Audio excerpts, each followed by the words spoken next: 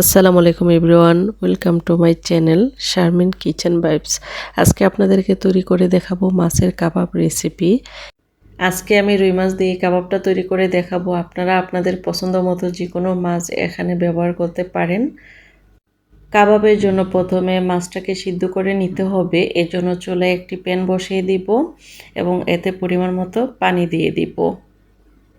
এ পর্যায়ে দিয়ে দিচ্ছি 1 চা চামচ হলুদের গুঁড়া, 1 চা চামচ লবণ, দিয়ে দিব 1 চা চামচ মরিচের গুঁড়া, আরও দিয়ে দিব 1 চা চামচ আদা রসুনের পেস্ট।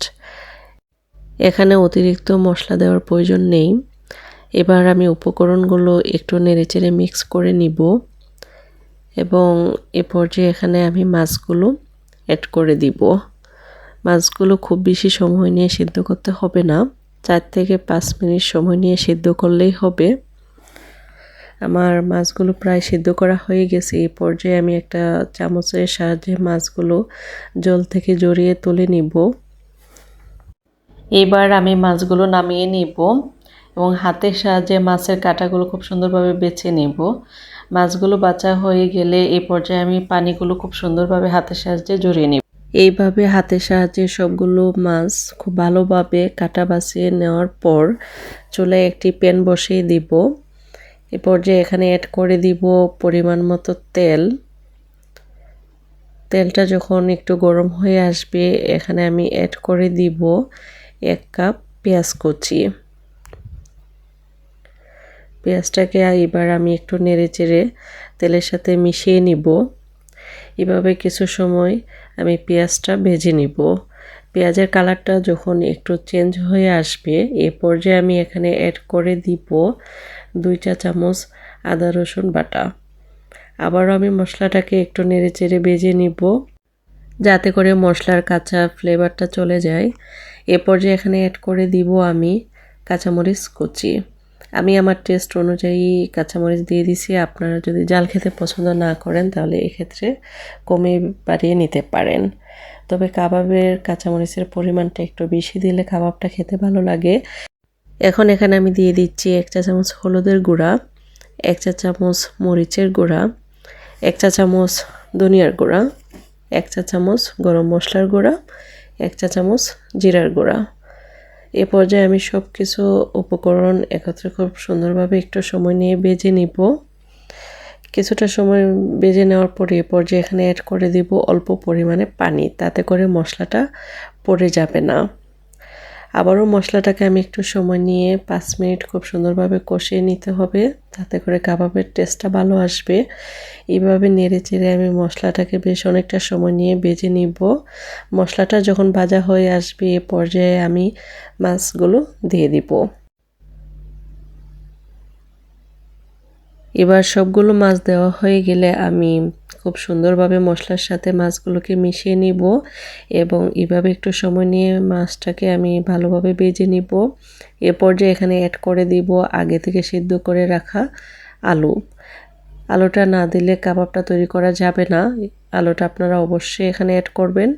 এবার সমস্ত কিছু আমি খুব সুন্দরভাবে নেড়েচেড়ে কিছু সময় নিয়ে ভেজে নিব। এ পর্যায়ে আমি এখানে আরও কিছুটা পরিমাণে লবণ অ্যাড করে দিব। এ পর্যায়ে এখানে আমি দিয়ে দিব একটা ডিম। ডিমটি দেওয়ার পর আবারও আমি মাছের সাথে খুব সুন্দরভাবে মিক্স করে নিব এবং এভাবে আরও আমি 5 থেকে 7 মিনিট মাছটাকে খুব সুন্দরভাবে ভেজে নিব, তাতে করে কাবাবের টেস্টটা ভালো আসবে। এ পর্যায়ে এখানে অ্যাড করে দিব পরিমাণ মতো ধনিয়া পাতা। এখন এখানে দিয়ে দিব 1 চা চামচ জিরার গুঁড়া। এবার আবারও আমি একটু নেড়েচেড়ে সব কিছু মিক্স করে নিব। আমার পোড়টা খুব সুন্দরভাবে তৈরি হয়ে গেছে। এটা এখন আমি চুলা থেকে নামিয়ে নিব। চুলা থেকে নামানোর পর আবারও এখানে আমি একটা ডিম দিয়ে দিব। এবার উপকরণগুলো হাত দিয়ে সুন্দরভাবে মিক্স করার পর হাতে আমি তেল ব্রাশ করে নিব এবং হাতের সাহায্যে চেপে চেপে আমি কাবাবের ডিজাইনটা করে নিব। আপনারা আপনাদের পছন্দ মতো যে কোনো ডিজাইন এখানে করে নিতে পারেন। আমি হাতের সাহায্যে খুব সুন্দরভাবে সবগুলো কাবাব তৈরি করে নিব। মাংসের কাবাব তো আমরা সকলেই খেয়েছি, তবে মাছের কাবাবও যে এতটা টেস্ট হতে পারে যেটা আপনারা বাসায় তৈরি না করলে বুঝতেই পারবেন না। একবার হলো আপনারা বাসায় ট্রাই করে দেখবেন, এটার টেস্ট অনেক ভালো আসে। হাতের সাহায্যে এইভাবে সবগুলো কাবাব আমি তৈরি করে নিছি। আপনারা চাইলে এইভাবে ডিপ ফ্রিজে সংরক্ষণ করে 10 থেকে 15 দিন খেতে পারেন। কাবাবগুলো বানানো হয়ে গেছে, এবার আমি কাবাবগুলো ফ্রাই করে নিব।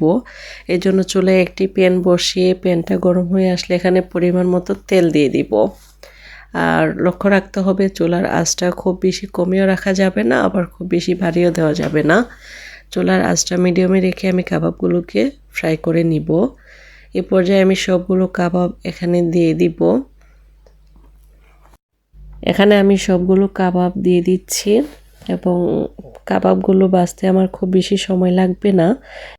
এইভাবে কিছুটা সময় কাবাবটা ভেজে নেওয়ার পর কাবাবের এক পাশ যখন হালকা কালার চেঞ্জ হয়ে আসবে এই পর্যায়ে আমি কাবাবগুলো একটু উল্টিয়ে দিব। এইভাবে কাবাবগুলো ভাজতে আমার 6 থেকে 7 মিনিট সময় লাগবে। এর ভিতরে আমার কাবাবগুলো তৈরি হয়ে যাবে এবং খুব সুন্দর একটি কালার চলে আসবে। এই রেসিপিটা শুধু বড়রা না, ছোটরা খুব পছন্দ করে। আর যারা মাছ খেতে পছন্দ করে না, এইভাবে একবার তৈরি করে দেখবেন, খুব সহজে তারা কাবাবটা পছন্দ করে খেয়ে নেবে। আমার আজকের রেসিপি যদি আপনাদের ভালো লেগে থাকে তাহলে অবশ্যই আমার চ্যানেলটি একটি লাইক অ্যান্ড সাবস্ক্রাইব করে দিবেন। কাবাবের দুই পাশেই ভাজা হয়ে গেছে এবং খুব সুন্দর একটি কালার চলে আসছে। আমার কাবাবগুলো ভাজা হয়ে গেছে, এই পর্যায়ে আমি কাবাবগুলো চুলা থেকে নামিয়ে নিব। তৈরি হয়ে গেল আজকের ভীষণ মজাদার মাছের কাবাব রেসিপি। আজ এখানে বিদায় নিচ্ছি, দেখা হবে আবার নতুন কোনো রেসিপি নিয়ে। আল্লাহ হাফেজ।